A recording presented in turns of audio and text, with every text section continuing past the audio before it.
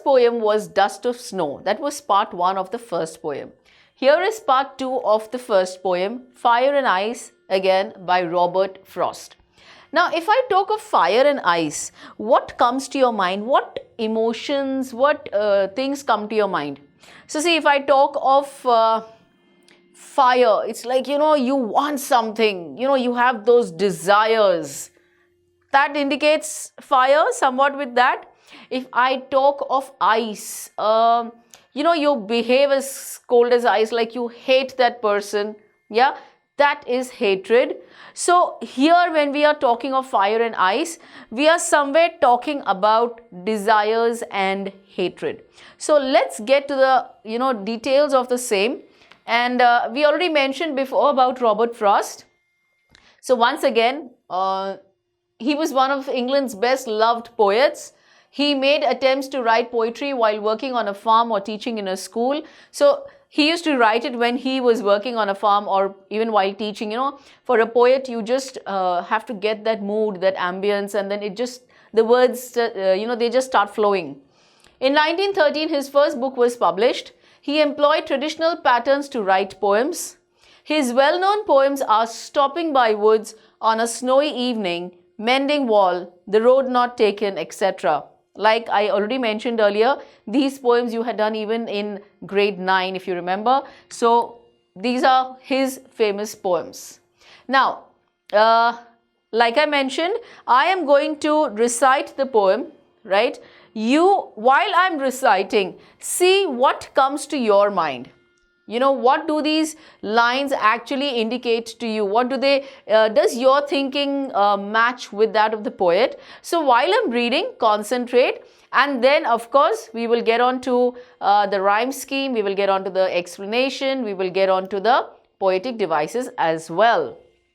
So let's move on. Now, while I'm reading, I want you to ponder over what's being said. I want you to think deeply, as well as I want you to see the rhyme scheme. So, some say the world will end in fire, some say in ice. From what I've tasted of desire, I hold with those who favor fire. I'll stop here and I'll just see. Can you see fire, ice, desire, fire? So don't you think fire, desire, fire, they have the same rhyme scheme? So this is A. Because this is A, this is also A, this is also A. Now this is different, so it's B. So your rhyme scheme is A, B, A, A. Got it? Great. Now, but if it had to perish twice, I think I know enough of hate to say that for destruction ice is also great and would suffice. So let's look at again the rhyme scheme. Twice, ice, suffice. Okay. So C, it's different from there. So here, okay, here you had B. Sorry. So this is B. So B, B, B. Now this is something different. Hate, great. So C, C. I hope you got it. Yeah. Now that was a rhyme scheme. Now moving further to understand the theme of the poem.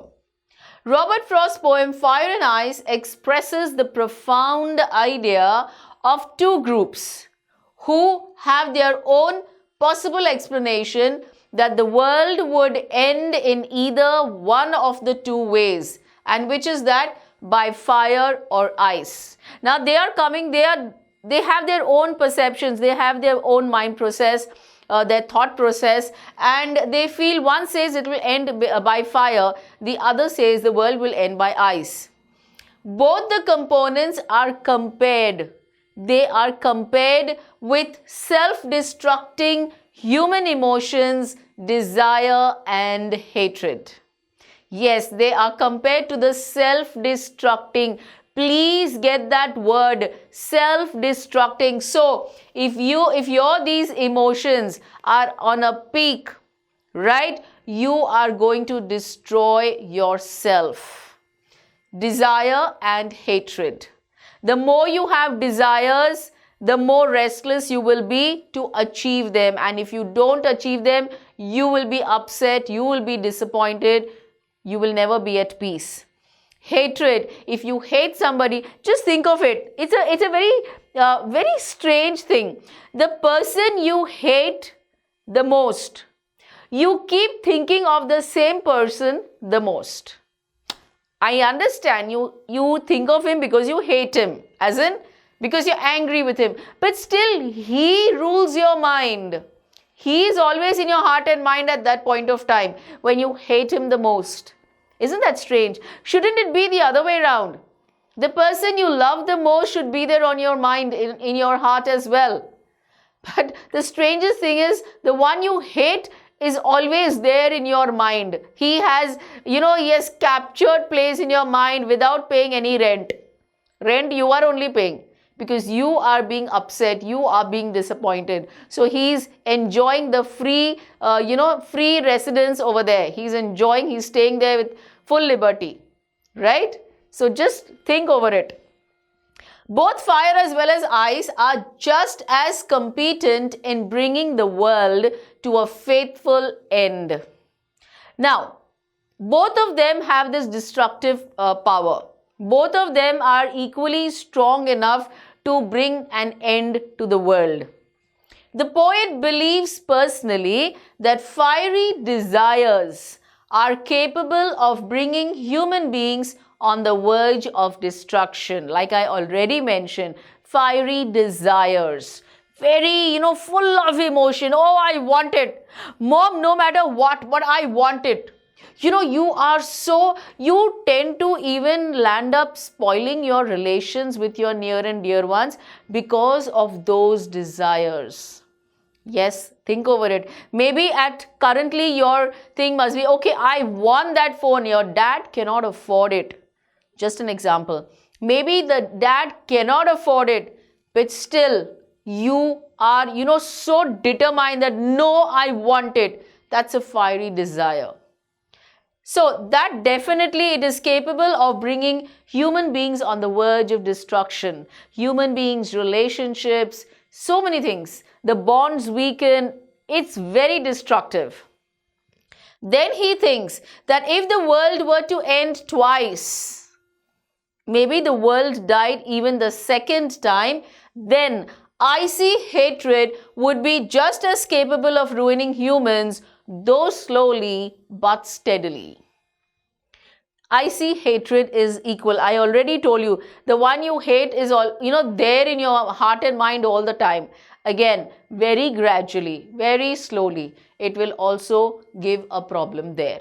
There'll be a lot of destruction there as well. So, it is affecting you emotionally. It is also, giving your body issues. Yes, it definitely invites diseases. When you are upset all the time, you definitely fall sick, undoubtedly. Right? So these things have to be balanced. When you are emotionally and mentally upset, it affects the body 110%. You can try it. Maybe you have experienced it. Yes? Or the next time when you are upset, observe. Your energy goes low. And because your energy goes low, your resistance power goes low. And of course, you invite all your diseases. The organs in the body get affected. I'm not kidding. You can consult your doctors for the same. Let's move further. Now, what are the poetic devices used and what was the rhyme scheme? Okay, so just as we discussed, it was A, B, A, A. We saw that. And B, C, B, C, B. Yeah, that was ice, ice, and then hate, great. Yeah. Now, which are the different figures of speech used in this poem? Alliteration, already explained, it is the repetition of the initial letter, the first letter of the word, which is generally a consonant.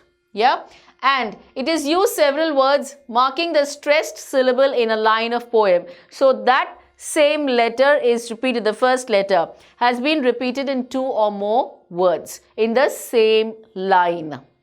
If I talk of enjambment, they are running lines, they are continuous lines, one line going to the next, only then it makes sense. The line does not get completed, it moves to the next sentence. That's enjambment, and of course, it is without using any kind of punctuation to indicate a stop.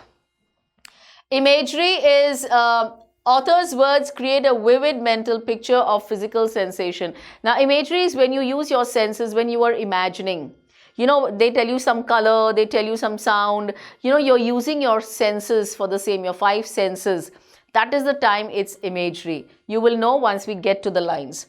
Paradox, it is a statement, it seems to contradict itself, but which upon further examination contains some kernel of truth or reason. When you have paradox sentences which contradict itself, right, in the end you somehow realize that yes, it did have some truth in it.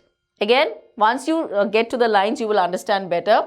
Symbolism uses symbols, be they words, people, marks, location, or abstract ideas, to represent something beyond the literal meaning.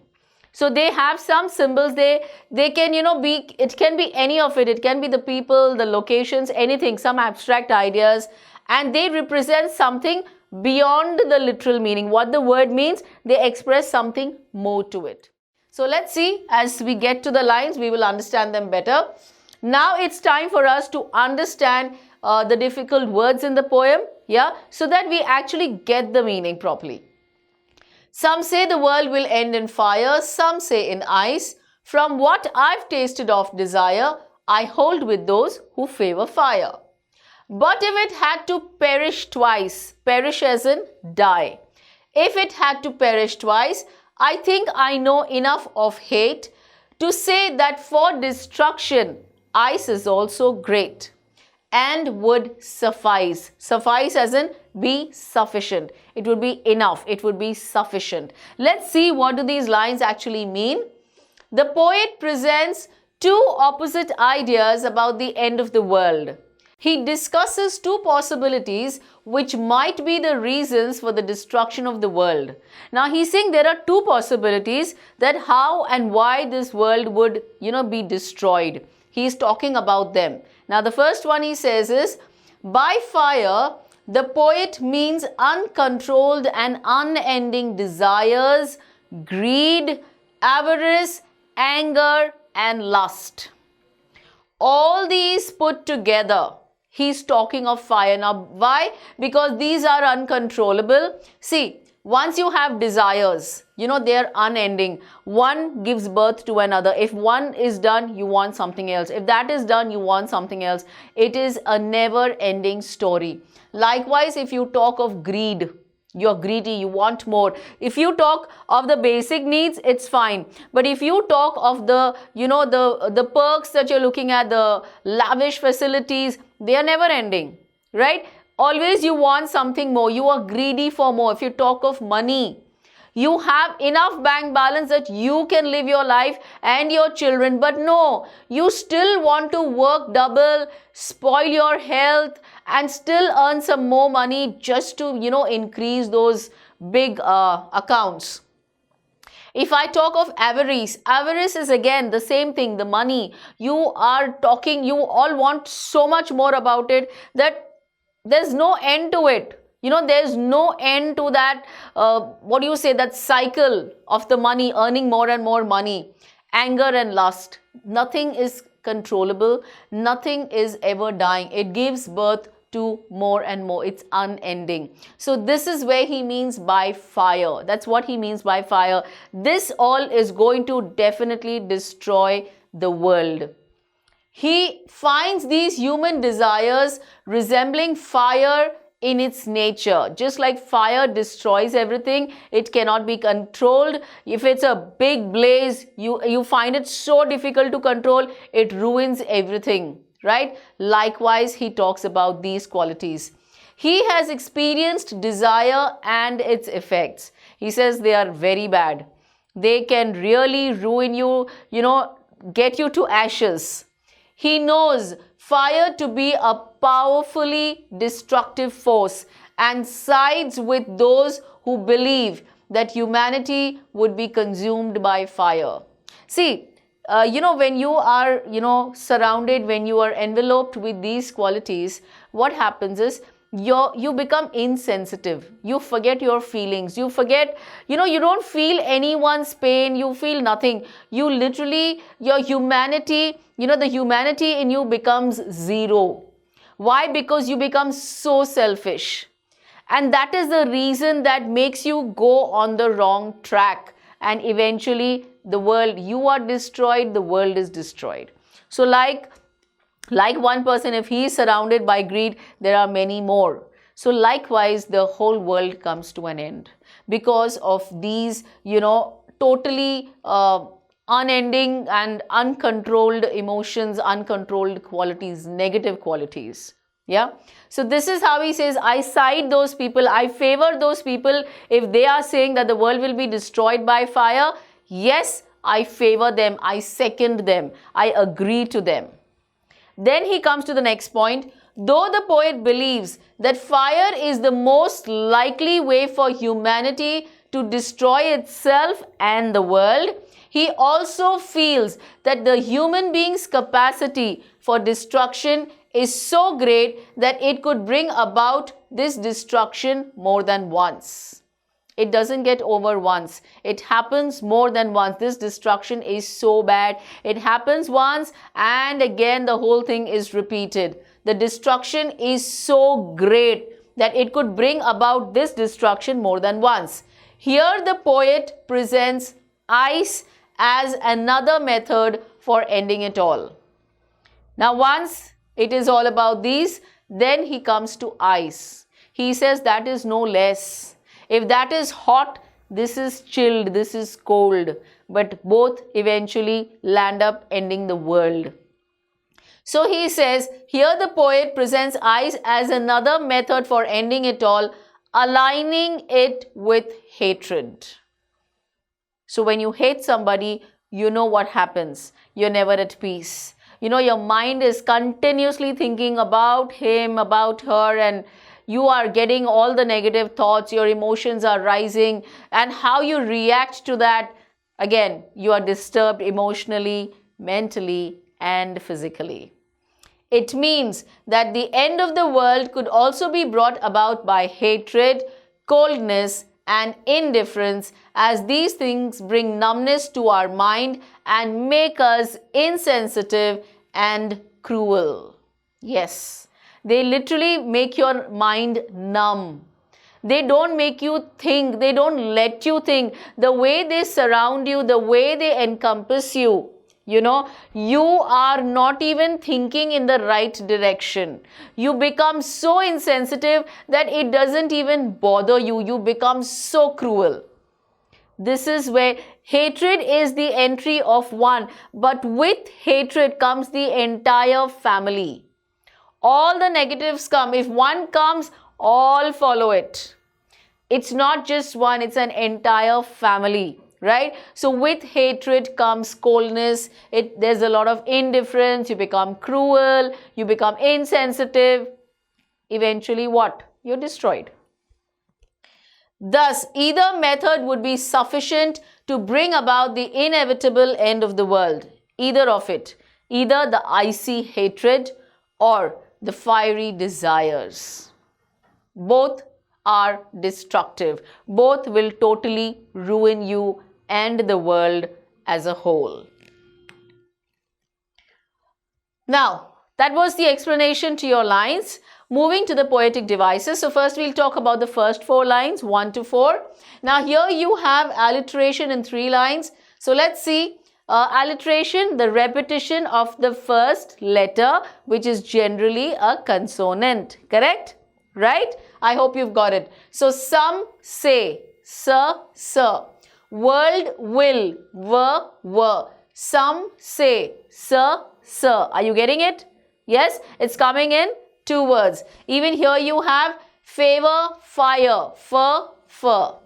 Favor, fire. Got it? So that is your alliteration. Let's move further to enjambment. Now enjambment, first let us revise what is the definition. They are running lines. They are continuous lines. Correct. And so the first meaning, the first sentence does not end. It carries forward to the next to make complete sense. So let's see. Some say the world will end in fire, some say in ice. Some say the world will end in fire, some say in ice. Yeah. So now here it's not ending. The line is running till here. It is continuing in the second line also. And if you see, there is no indication, there is no pause, there is no punctuation. That's your first enjambment. You also have it here. From what I've tasted of desire, I hold with those who favor fire. So again, running lines with no punctuation. That's your enjambment. Now, imagery, like we said, some say the world will end in fire, some say in ice. Now, in fire, end in fire, in ice, you can imagine fire, you can imagine the ice. Yes, there's something which you can imagine. You are using your senses. So, it is imagery, right? Next, we come to symbolism. Now, symbolism as in, when we are saying some say the world will end in fire, now it's not literal meaning. It's not fire, fire. It represents something. What was it? The fiery desires, the greed, the anger. Yes, it is representing, it is standing for something else. It's not the literal meaning fire. It is an abstract idea. Likewise, some say in ice, ice is representing hatred here. Yes, it is talking of hatred. It is not having the literal meaning ice. You know, you're not talking of ice, ice. You are talking of what it stands for, the abstract idea, hatred. Got it? Yes. So this is how we get, we have our poetic devices for lines 1 to 4. Let's talk of 5 to 9. Now here, paradox. Now do you remember paradox? It contradicts itself. But if it had to perish twice, die twice, you know, so it is contradicting itself. But then when, you know, we understood this at the end of the poem, when we felt that it's fire and hatred, both can bring, you know, both can end the world. So that is why it is paradox. If I talk of enjambment, we know it.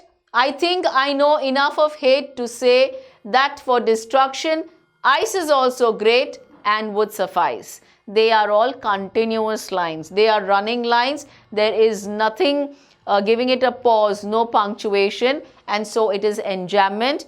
Even here you have imagery. I think I know enough of hate to say that for destruction, ice is also great. Now here again, ice is also great. Here you are imagining it. You are using your senses, and that is the reason this line here specially indicates imagery, right? It is the imagery poetic device that has been used and would suffice. So this poem actually, you know, gave us a very good message. See, you don't have to run behind desires. In fact, you shouldn't have your desires. Once your basic needs are satisfied, please remain content with that. Don't go for more. Don't go for excess, because there you will land up in trouble undoubtedly, right? Inevitably, you will land up in trouble. So what does he tell you? Every time we mention the world, we must remember it is going to end. Edwin Balmer. So whenever we are talking about the world, we know definitely it's going to end. It's going to come to an end. So why not live every day beautifully? Why not cherish every moment? Why do we have that much time, you think, to entertain these negative qualities? Do you think hatred and do you think anger and lust and greed, are they going to let you be at peace? Why do you even want them? How much can you earn? How much more do you want of all these materialistic possessions? If you stop that mad race of running after these materialistic possessions, you will actually get the perfect definition of life and you will enjoy it to the fullest. So keep trying for the same and keep watching and keep learning.